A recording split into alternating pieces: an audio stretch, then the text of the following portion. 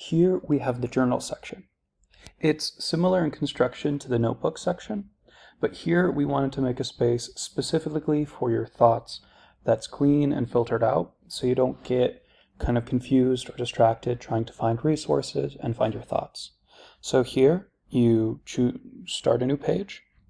You can write a title or a theme or just get straight into it.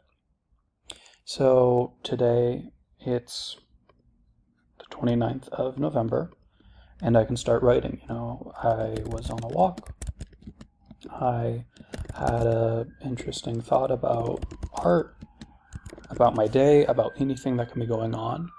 And then I can name this, ideas from a walk.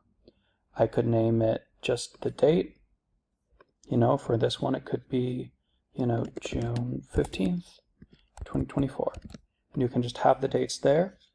It kind of depends on what's easiest and what's your style of note-taking. And the reason why we like this is you can use your mobile app both here in the journal and the notepad to kind of take your own notes. But then you can personalize it. You can add links, you can add videos, you can add links to podcasts. All you have to do is, go over to the platform, wherever the link is, get it, copy and paste it. You can take photos. You can drag and drop photos into here, just like we do in the vision board, the art inspiration. And it's really your kind of customized journal. So as you go, if you really start liking certain headers, say you want to start with, description.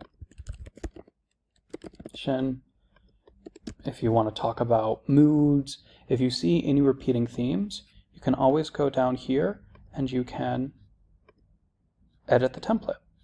So here in the template, if you find yourself getting into specific structures that you really like, certain headers, certain titles, edit this template, and then next time you make a new page, it'll have that already built.